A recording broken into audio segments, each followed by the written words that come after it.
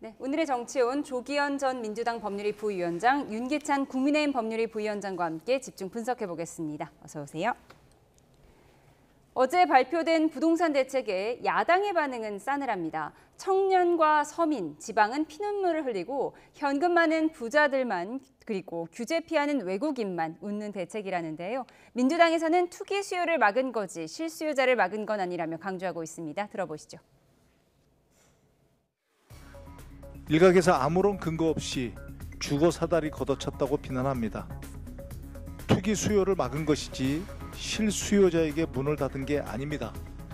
수억, 수십억의 빚을 내서 집을 사게 하는 것이 맞습니까? 빚 없이도 집을 살 수 있는 시장을 만드는 게 맞다고 저는 생각을 합니다. 결과적으로 이재명 대통령은 서울의 무주택 서민들에게 서울 추방 명령을 내린 것이나 진배 없을 듯합니다. 서민청과 청년청에 집을 가지겠다는 꿈만 부숴버리는 결과를 초래할 것입니다. 이제는 패턴화가 된 것 같아요. 보수 정권이 들어서면은 집값이 공급을 통해서 안정화가 좀 되고, 그리고 민주당 계열의 정당이 들어서게 되면은 결국에는 그 수요 억제책을 하다가 폭등세가 일어난다. 결국에는 보유세를 건드리게 될 것이다. 그거 뭔지 한번 경험해 보면 이제 이재명 대통령이 나눠주는 그 쿠폰이 공짜가 아니었구나라는 것들을 많은 국민들이 체감할 겁니다. 네, 국민의힘에서는 이재명 정부 취임 뒤 세 번째 정책이 문재인 정부 시즌2가 될 거다 이렇게 혹평하고 있는데 진보 정권 입장에선 어쨌든 부동산 대책이 좀 아픈 손가락이잖아요. 이번 대책은 효과가 있을까요? 효과가 있어야 되겠죠. 소위 불장이라고 그래서 서울 거주 무주택자들의 불안 심리가 지금 극대화되고 있는 상황이기 때문에 민주당이 공식 논평에서 밝힌 바와 같이 고육지책입니다. 지금 시장 안정을 위해서 쓸 수 있는 카드를 다 동원해야 될 정도로 심각한 상황이라는 인식이 있었던 거고요.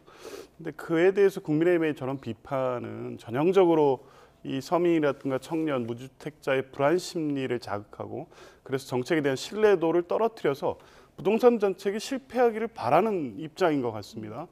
지금 집값 안정시켜야 되는 거 아니겠습니까? 또 촉발된 게 윤석열 정부 동안에 공급이 원활치 않았던 문제가 있고 또 올해 3월 오세훈 시장의 이 토지거래 허가 구역 해제로 인해서 시장이 자극되면서 발생한 문제 아닙니까?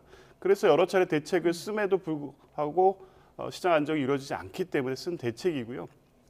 이걸 통해서 안정화시켜야 되죠. 부족한 부분을 비판할 수는 있습니다만 무조건 실패를 바라는 것처럼 정치적 공세로 일관하는 것은 오히려 이 서민층들의 불안 심리를 이용하는 정치 공세라고 봅니다. 네, 쉽게 말해서 민주당에서는 대출을 막아서 투기 수요를 억제해야 집값이 떨어진다는 것이고 국민의힘에서는 당장 대출 막으면 돈 없는 서민들은 어떻게 집을 사냐 이런 거잖아요. 그래서 김재섭 의원은 어제 민주당이 지금 부동산 시장에 계엄령을 선포한 거다 이렇게 얘기를 했더라고요. 저는 그 말에 취지에 공감을 해요. 왜냐하면 부동산 지금 주택 시장 대책이잖아요. 근데 원래 주거 안정책이 맞는 거죠. 이 부동산 시장 경제 정책으로 접근할 부분이 아니에요. 왜냐하면 이게 월세든 전세든 자가든 뭔가 같은 서민이든 그 누구든 주거 안정을 추구하는 것이 부동산 정책의 핵심이거든요. 근데 이번에 아까 김병기 원내대표도 하시는 말씀들을 보면 아니 돈이 있는 사람은 사야죠. 그리고 돈이 없어도 빚을 내서라도 또는 전세든 월세든 살 곳은 마련해야 되는 거잖아요. 그런데 문제는 뭐냐면 공급이 조금 는다 하더라도 그 공급 물량을 이렇게 수요할 수 있는 여력을 안 주게 되면 대출 억제 이렇게 해서 수요할 돈을 어디서 구할 수가 없어요. 그럼 그 집을 못 받아요. 그럼 누가 받습니까? 돈 많은 사람이 받아가는 거죠. 그러니까 이게 뭔가 이상한 거예요. 돈 많은 사람이 받아갑니다. 돈 많은 사람이 받아가는데 만약에 이 사람들 임대차 이런 그 사업 신고 등으로 전세 매물이 안 나와요. 그러면 전세도 안 나오는 거예요. 자, 이런 식으로 서민들에게 공급될 주거가 없어지는 그 꼴의 정책의 일환이기 때문에 안 맞다는 거예요. 이게 주택값이 안정화시키는 게 제일 목표가 아니잖아요. 안정화시켜서 그래서 서민들이 그 주택을 살 수 있도록 하자는 게 궁극적 목표 아니겠습니까? 근데 서민들이 그 주택을 살려고 하다 보니까 돈이 없어요. 그러니까 돈을 좀 빌려고 했더니 못 빌리게 해요. 어떻게 삽니까? 그다음에 집 못 사가지고 좀 전세 살려고 했더니 전세물이 없어요. 왜 없냐? 아니 토지거래 허가제로 하게 되면 실제 집주로 들어와 살아야 되잖아요. 그러니까 전세 물량이 안 나옵니다. 2주택, 3주택 이분들에 대해서 중과를 해요. 그럼 2주택, 3주택자가 없어져요. 그러면 2주택자는 어차피 한 채는 전세로 나올 거 아니에요. 이런 식으로 뭔가 주거 안정화 대책 위주로 정책을 펴야 되는데 무조건 집값 잡겠다는 거죠. 집값 안 잡힙니다. 제가 볼 때는. 이건 풍선 효과로 어느 정도 잠잠했다 다시 올라가잖아요. 그러니까 심리적으로 안정감을 주거나 또는 내가 월세 살다 전세 살다 집 살 수 있는 이런 구조가 되는 이런 신뢰해 주는 정책을 펴야 되는데 지금 다 이렇게 묶어버렸죠. 그러면 오세훈 시장이 얘기했잖아요. 아, 우리는 재건축 시장 규제 완화를 통해서 일부라도 좀 공급하려고 했는데 저렇게 다 묶어버리면 전매 제한 안 되죠. 그다음에 일반 분양도 받을 사람이 없는데 돈이 없으니까 대출 규제로. 이거는 저는 정책이 아니라고 봅니다. 이거는 네. 소위 말하면 보여주기식이고 당장 어떻게 하면 붙들어 매보자. 개인적으로 보면 매우 안타까운 정책이다. 말씀하신 것처럼 붙들어 매보자 이렇게 과도한 수요 억제 정책은 전월세도 위축될 것이다 이렇게 전망을 하셨고 이준석 의원도 이런 패턴이 패턴화됐다. 결국 쿠폰 주도 성장 재원 마련을 위해서 보유세 즉 종부세 카드도 꺼내들 것이다 이런 예측을 오늘 내놨는데요. 어떻게 보세요? 저거를 또 민생지원금 그 쿠폰하고 연결시켜서 비판할 문제인가요? 그거는 당장의 골목 상권 안정화 또 서민 그 민생 대책 추진하는 것이고요. 그와 부동산 대책은 별개죠. 그리고 일종의 패턴화에 대해라는 주장에는 일정 공감합니다. 실제 그런 방식으로 시장이 작동해 왔으니까요. 그래서 부동산 대책의 수립이나 그거를 실행에 의한 성공 실패 여부를 그 정권의 문제로만 볼 수는 없는 겁니다. 계속 연결이 되기 때문에. 그러니까 소위 진보 정권에서는 부동산 급등이 일어나는데 그게 단순하게 정책 실패가 아니라 대외적 요건, 유동성 뭐 여러 가지 상황이 결합되면서 그 정책적 실패도 물론 부인할 수 없는 부분도 있지만 그게 하나의 원인이 아닌 겁니다. 그럴 때 이제 공급 대책이 나오고 공급 대책이 이어지면 다시 보수 정권으로 바뀌어서 그 공급이 좀 일부 원활하게 이루어지고 또 마침 그때 유동성이 또 완화되고 그럴 때 또 집값을 올리기 위한 부양책을 또 쓰지 않습니까? 보수 정권은 이 패턴이 반복되는 게 맞죠. 그런데 이제 최근의 상황은 뭐 김병기 원내대표도 지적했던 것처럼 서민이라든가 청년, 무주택자가 감당할 수 없는 정도의 대출을 일으켜야만이 소유를 얻을 수 있는 상황으로 가고 있습니다.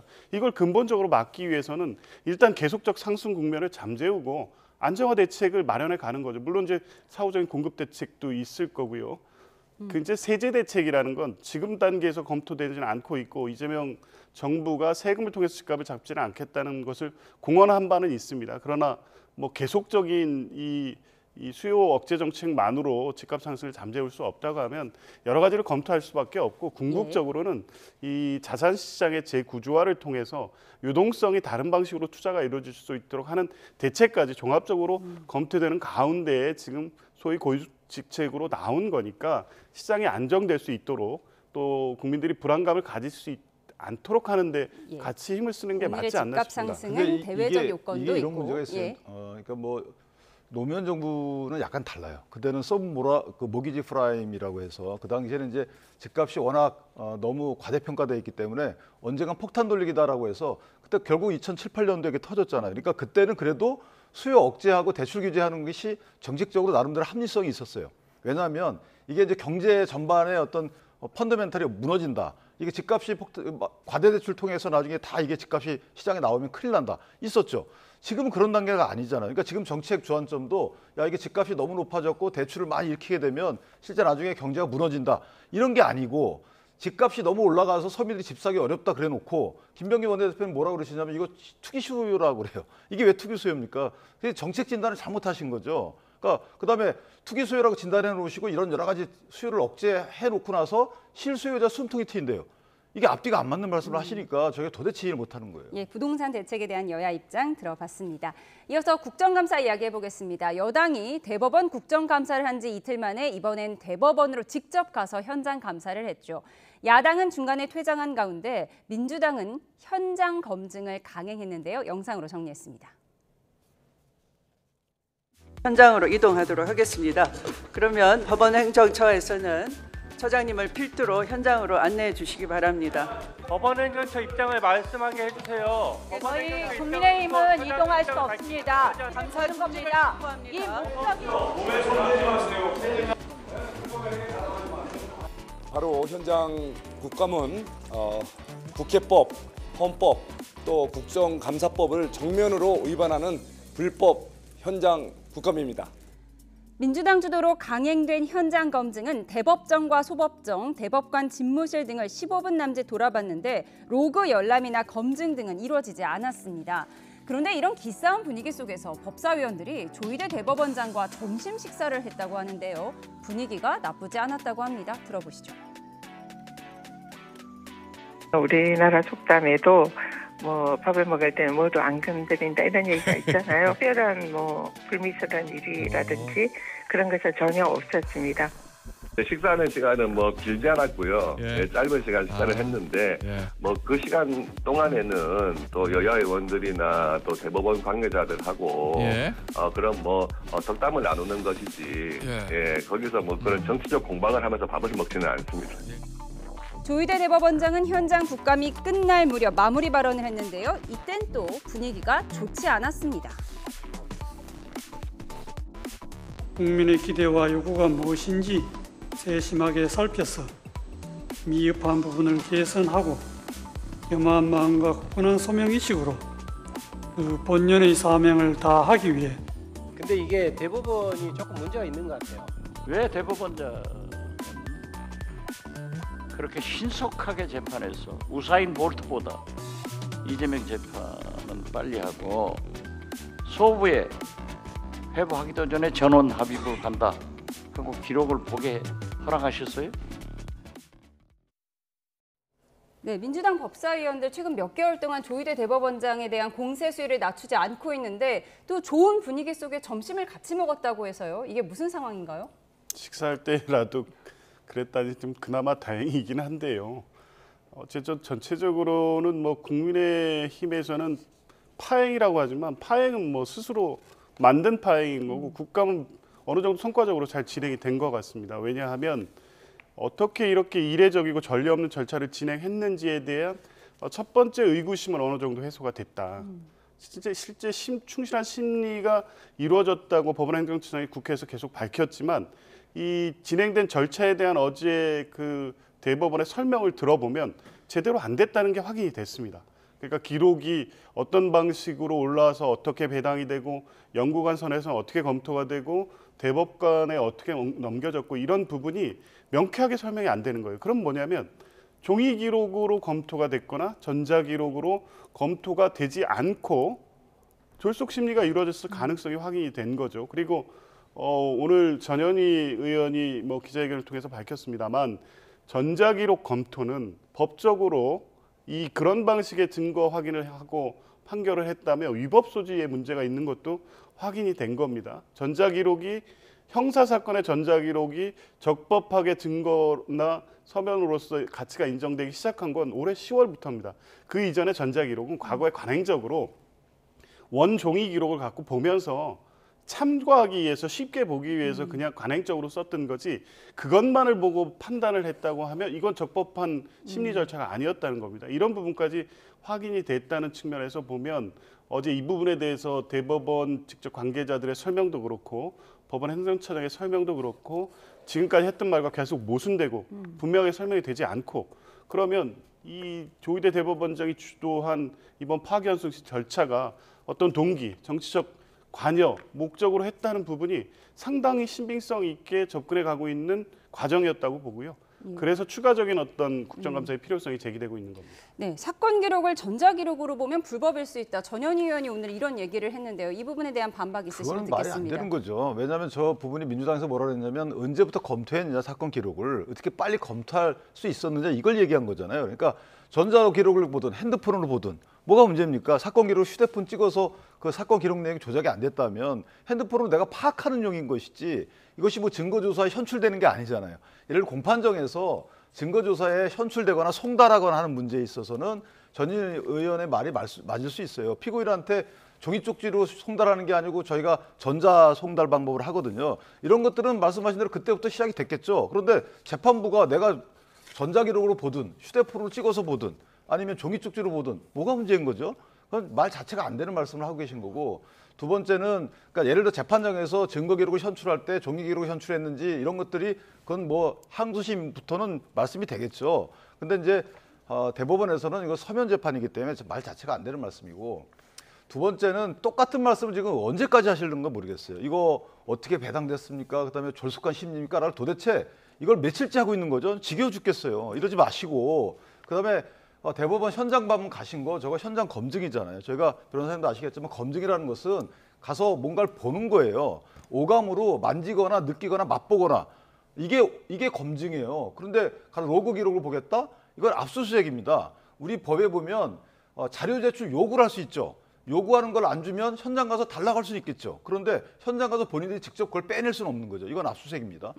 이런 걸 다 아시는 법조인들이 많은 그 법제사법위원회에서 이렇게까지 아직까지도 저러고 계신다는 게 저는 사실 월급이 아깝다라는 생각을 합니다. 예, 어제 있었던 이 대법원 현장 감사 후폭풍이 오늘까지도 이어졌습니다. 국정감사 나흘째인 오늘 법사위는 원래 오늘은 감사원 국정감사를 하는 날인데 어제 민주당이 주도했던 대법원 현장 검증을 두고 후폭풍이 이어졌습니다. 보고 오시죠.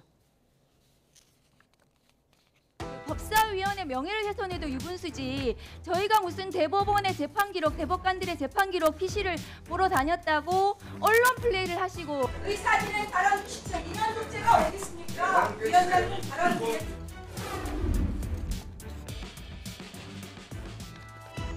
법사위 국감을 참석하지 않고 보이콧한 위원님들에게 의사진행 발언이 의미가 있겠습니까? 위원님 여러분, 목소리를 낮추십시오. 위원장에 대한 예의도 필요하죠. 오선 의원님. 말장난 하지 마요. 신동욱 의원님, 위원장에 대한 예의를 갖추세요. 조선이어도 사회 경력이 그만하면은 예의를 미리 고지하지 않아도 나을 것 아니겠습니까? 결국 추미애 위원장은 허위사실 유포에 대한 대책 마련 회의가 시급하다면서 감사 중지를 선언했는데요. 앞서 발언권을 얻지 못한 국민의힘 따로 기자회견을 열었습니다. 점령군이 아니었다고요? 여러분들 영상과 사진을 보시면 알 겁니다. 대법원을 온통 휘젓고 다녔습니다. 마치 예전에 파리를 점령한 히틀러가 에펠탑 앞에서 기념사진 찍었던 그런 장면이 떠오릅니다.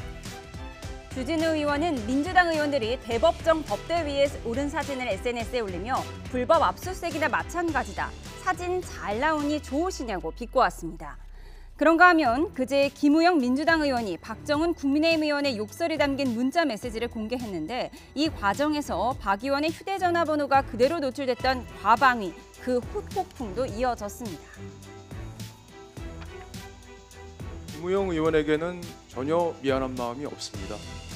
김우영 의원의 그날 행동은 정말 이해할 수 없는 행동이었고 더군다나 제 문자, 전화번호까지 그대로 공개를 해서 지금 제가 배딸들의 표적이 돼서 전화를 쓰기 어려운 상황까지. 국회의원 헌법기관이에요.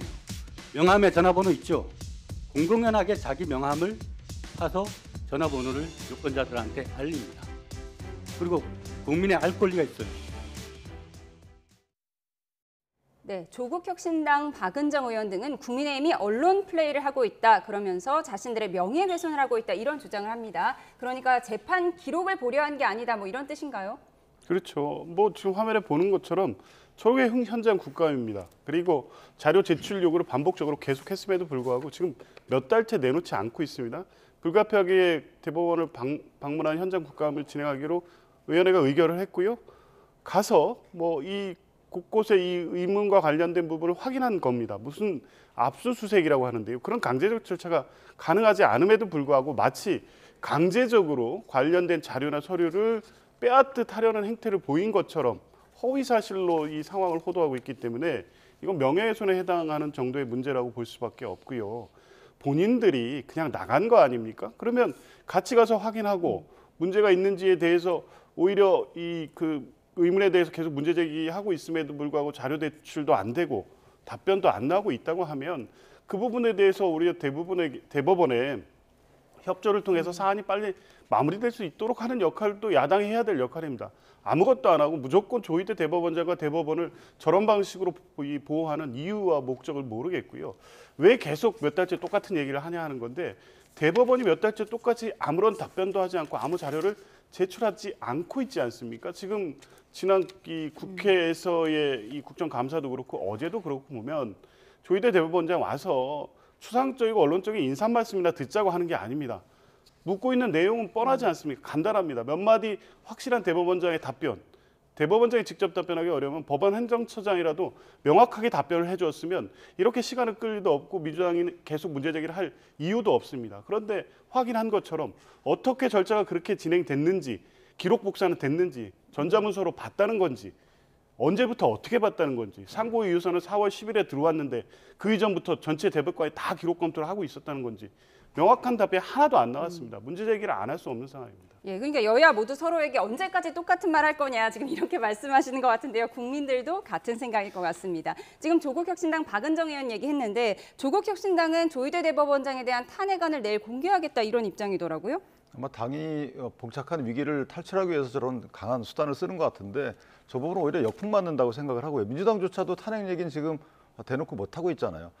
두 번째 이제 그 현장 검증을 가서 현장 검증에 맞는 뭔가 역할이 있냐 없었어요. 그리고 김영민 의원님 말씀하신 것처럼 뭐 가가지고 평수를 재고 예를 들면 증언 대법관 증언에 이게 과연 필요한 건지에 대해서 뭔가 예산과 관련된 거 볼 필요가 있다라고 하는데 아니 증언이 필요하면 증언 규모 같은 걸 정하고 거기에 맞는 시설을 구축하는 것이 그게 행정을 올바로 하는 자세이지 가보니까 대법원 가보니까 증언할 수 있는 그 공간이 없더라.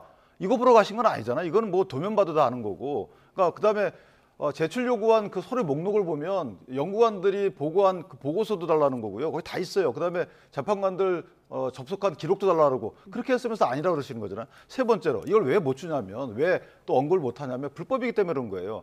저희 그 국가법에도 있잖아요. 계속적인 재판에 관여할 목적으로 하면 안 되는 거고요. 두 번째는 대법원의 여러 시민단체 등이 이미 정보공개를 청구했었어요. 이거 로고 기록 다 달라고. 근데 거부하면서 뭐라 그랬냐면 이건 재판이 진행 중인 거기 때문에 안 된다. 지금도 똑같아요. 재판이 중단돼 있을 뿐이지 계속 중이거든요. 그럼 못 주는 거예요. 못 주고 말하면 안 되는 것을 왜 말하면 안 되냐, 왜 안 주냐라고 계속 문제제기 하게 되면 불법적인 일을 하라고 부추기는 겁니까?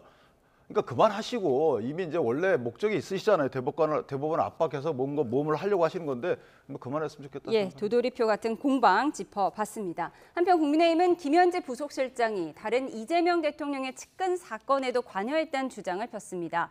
김현지 실장이 김용 전 부원장의 수사 자료를 받아봤다는 건데요. 민주당 반응까지 이어서 들어보시죠. 김용이 검찰의 체포영장으로 체포됐을 때 김용의 변호를 맡은 이상호 변호사는 김용의 체포영장을 몰래 김현지 보좌관에게 보낸 것으로 보입니다. 누구에게 보고했겠습니까? 공범의 수사 상황을 변호인을 통해 몰래 빼내고 증거인멸을 시도하는 것은 명백한 범죄입니다. 실행자는 김현지이고 배우는 이재명 대통령입니다. 추진호 의원 주장, 고소, 고발 내용은 항상 틀리는 경우가 너무 많았다는 점을 말씀드리고 싶습니다. 예.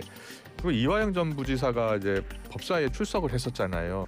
이화영 전 지사가 의원님 잠깐 만나서 대화하는 장면이 잡혔더라고요. 국힘 의원 중에서 저렇게 터무니없는 그 주장을 저렇게 해대고 억울해 죽겠는데 이거 어떻게 합니까 하면서 뭐 좀 어떻게 좀 도와주시는 방법 좀 없습니까 하고 답답한 마음을 호소하길래 뭐 억울해도 참으셔야지 어떻게 하겠습니까? 라고 그냥 짧게 뭐 답을 했던 기억이 납니다. 네, 그제 법사위 국감에서 김현지 부속실장이 이화영 전 부지사 수사 과정, 그러니까 변호인 교체 과정에 개입했다 이런 의혹을 제기했던 주진우 의원이 어제는 또 이 대통령의 또 다른 측근인 김용 전 부원장의 수사 과정에 김현지 실장이 개입했다 이런 주장을 추가로 내놨습니다. 그러니까 김용 전 부원장의 체포영장을 보여줬다, 유출했다 이런 거죠? 그러니까 무슨 근거로 저런 말씀하시는지 모르겠습니다. 본인이 기자회견 하면서도 그런 것으로 보입니다라고 해놓고 결론은 범죄 행위입니다. 확인되지 않은 내용을 가지고 본인이 추정한 사실을 사실로 전제해 놓고 정치 공세 펴고 있는 거죠. 수사 기록이 어떤 체포영장을 봤다는 게 아마 그 과정에서 이 상황에 대한 이 파악을 하기 위해서 그런 내용에 대한 언급을 한 적이 있었다면 뭐 그런 상황은 있을 수 있죠. 당시에 김현지 지금 부속실장은 이재명 의원의 보좌관이었습니다. 그리고 김용 전 부원장이든 이화영 부지사든 그 수사의 마지막 정착점은 어디였습니까? 이재명 후보, 이재명 대표를 겨냥한 표적 수사였습니다. 그 수사 상황이 진행되는 거에 대해서 보좌관은 당연히 상황 파악하죠. 그게 정도가 어느 정도까지인지는 모르겠습니다만 어떻게 사건이 진행되고 있고 무슨 내용이 이 수사 상황에서 알려지고 있고 이런 거 파악하고 보고하라고 있는 게 보좌관의 역할인 거죠. 당연한 일을 하는 거고요. 그걸 무슨 수사 관여, 수사 개입, 변호인 교체까지 마치 김현지 부속실장이 당시에 모든 일을 지배한 것처럼 그냥 과장하는 겁니다. 일종의 스토커 수준으로 어느 상황에서든 김현지 이름만 등장하면 국감장으로 끌고 와서 공세 펴는 거 아니겠습니까? 저는 뭐 대단히 전략적으로 실패하고 있다는 것으로 생각하는데요. 김현지 부각시켜서 얻게 될 정치적 이익이 없다고 봅니다. 예, 민주당에서는 주진 의원을 명예훼손 혐의로 고발하겠다고 밝혔는데 또 국민의힘 입장에서는 주진 의원이 자신이 있기 때문에 면책 대상 특권 대상이 아닌 기자회견에서 말한 것이다 이렇게 강조하더라고요. 그러니까 취지는 그거 같아요. 그 아마 김용 그러니까 저희가 체포영장에 보면 범죄 사실이 있어요. 어떤 사실로 체포한다는 게 있기 때문에 그 내용 등을 사진을 찍어서 아마 이렇게 보내줬다는 취지로 저는 이해를 했는데 그렇다면 그 어떤 내용으로 수사를 받고 있는지에 대해서 관심을 가졌다. 변호사님 말씀처럼 가질 수 있죠. 그런데 문제는 뭐냐면 김현지 보좌관이 당시에 신분이에요. 김현지 보좌관이 당시 아마 국회의원 보좌관인가 그럴 거예요. 그렇다면 이재명 당시 당대표가 국회의원 신분에서 공적인 영역, 국회의원 업무 관련돼서 접촉하는 건 상관이 없는데 이재명 대표의 이거 사적인 거잖아요. 재판이라는 건 개인적인 겁니다. 공무수행 하다가 국회의원 업무 하다가 나온 게 아니잖아요. 그런 부분에 하나 문제가 있는 거고 두 번째는 저 부분은 저는 큰 문제가 안 된다고 봐요. 오히려 문제가 안 된다가 아니고 상대적으로. 지금 저희가 기억을 다 잊어서 그런데 김용 부원장의 이제 그 범죄 사실 확정이 됐죠. 근데 재판 진행 중에 보면 위증도 많았어요. 위증 교사도 있고요. 심지어는 김용 부원장이 그 누구한테 돈을 받을 당시에 그 자리에 같이 있었다라고 거짓말했다가 구속 기소된 사람도 2명 있고요. 거기도 변호사도 1명 나옵니다. 그리고 이재명 대통령께서 당시에 변호인들이 있는 김용 부원장의 변호인들이 있는 텔레그램 방에 가서 의견을 제시했다고 하는 기사도 있었어요. 자, 이런 식까지 나간 걸 보면 관심을 가져서 그것이 점증하고 있었다. 그럼 그거는 당연히 저희가 그 개연성에 대해서는 알 수 있는 거고 그러나 어쨌든 김현지 현 실장이 그걸 갖다가 어떻게 했는지는 두고 보면 알 일이죠. 두고 보면 알 일이다. 네, 다음 주제 먼저 살펴보겠습니다. 마약 수사 외압 의혹. 이재명 대통령은 의혹을 철저히 밝히라면서 임은정 동부지검장과 백혜룡 경정에게 지시를 했죠. 그런데 서울 동부지검으로 발령난 백혜룡 경정, 발령 첫날 연차를 내서 출근을 거부한 것 아니냐 얘기도 나왔는데 오늘에서 첫 출근을 했습니다. 그 모습 먼저 보고 오시죠. 검찰은 애초에 수사권이 없습니다. 마약 게이트 외압 사건은 고위공직자들이 연루가 되어 있습니다. 검찰은 고위공직자 수사할 수 없습니다. 합수단은 위법하게 구성된 불법 단체다 이렇게 주장을 했는데 그것으로 제가 지금 출근하고 있습니다. 공직자로서 신념이 처음 흔들립니다. 혹시 뭐 임은정 지검장이랑 좀 어떻게 소통하실 예정이세요? 소통하지 않습니다. 마약 수사 외압 의혹은 임은정 동부지검장이 이끄는 검경 합동수사팀이 수사하고 있죠. 이 대통령이 법무부를 통해 백혜룡 경정을 투입하라 지시했고요. 그런데 임 지검장은 백경정 본인이 고발한 사건을 셀프 수사하면 공정성 논란이 불거진다며 별도의 수사팀을 꾸리겠다고 한 겁니다. 그런데 백경정은 기존 수사팀 못 믿겠다. 수사 인력 선발 권한을 나에게 달라. 최소 25명이 필요하다며 합류를 거부했습니다. 대통령실은 공직기강의 문제라며 불쾌해하는 분위기로 전해지는데요. 윤석열 정부의 비판적이었던 임은정 지검장과 백혜룡 경정, 힘을 합쳐서 성역 없는 수사라고 주문한 건데 싸우고만 있기 때문입니다. 그 파장을 좀 짚어보겠습니다.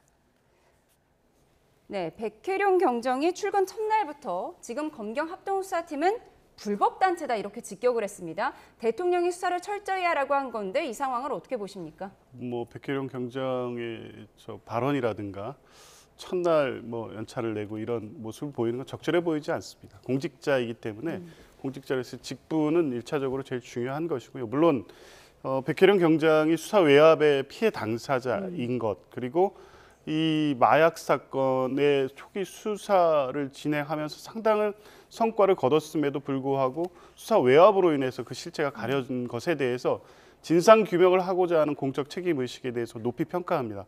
그리고 그런 부분을 알기 때문에 대통령께서도 법무부 장관을 통해서 직접 파견 지시까지 한 거죠.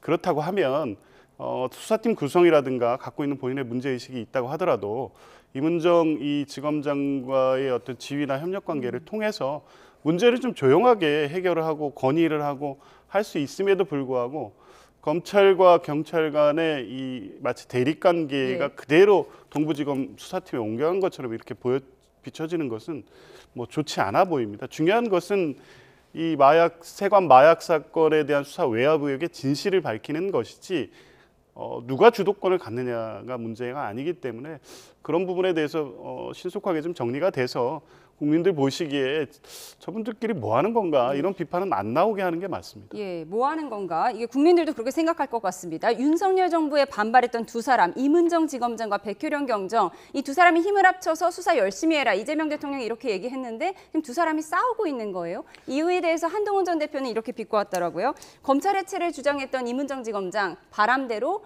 백효령 경정이 수사 지휘를 받으면 된다. 이런 얘기도 했더라고요. 비꼴 일은 아닌 것 같고요. 개인적으로 보면 문제가 뭐냐면 이게 지금 백혜령 공정이 제기했던 문제를 본인도 똑같이 해당을 해요. 이문정 검사가 본인이 문제 제기했던 그 검찰 조직의 일환이기 때문에 사실 피의자인 그 검찰 조직을 수사팀을 꾸리는 게 맞느냐? 뭐 맞다고 쳐요. 저번에 말이. 그럼 본인은요? 본인은 피해자잖아요. 직권남용의 피해자고 어쨌든 관련자, 고소인 이런 부분이잖아요. 그럼 본인도 들어가면 안 되죠. 그러니까 이 두 이상한 조직의 한 두 사람이 공존하게 된 건데 그렇다면 누가 문제냐? 대통령께서 저렇게 지시하면 안 되는 거죠. 그다음에 대통령이 만약에 지시를 했다는 것에 대한 당부당을 떠나서 대통령의 지시가 있어서 들어갔으면 대통령이 항명하는 듯한 또 저런 모습도 안 맞는 거죠. 백혜령 경정은 아직까지 경찰 공무원이란 말이에요. 근데 지금 하는 행위를 보면 경찰 공무원으로서 행태가 아니에요. 저 부분은 뭔가 다른 목적이 있지 않고는 저렇게까지 할 수가 없는 거고 세 번째로 지금 저는 제일 이해가 안 되는 게 특검의 수사범위에 저게 포함이 돼 있단 말이에요. 특검의 수사범위에 포함이 돼 있는데 특검 수사 중인데 왜 저기 가서 저렇게 하는지도 모르겠고 그러니까 뭔가 뒤죽박죽이고 정리가 안 된 느낌이고 대통령도 지시했는데 면도 안 서시는 입장이고 하여튼 지금 뭔가 이해가 안 되는 상황이 펼쳐지고 있다는 생각입니다. 이문정 지검장과 백혜령 경정의 갈등 앞으로 이 수사에 어떤 영향을 줄지도 관심이고요. 대통령실은 이 사건에 대해서 직접 지시한 것이 아니라 법무부를 통해서 지시한 것이다. 이 점을 강조하고 있다는 점도 알려드립니다. 지금까지 정치원 조기현 전 민주당 법률위 부위원장, 윤기찬 국민의힘 법률위 부위원장과 함께했습니다. 고맙습니다.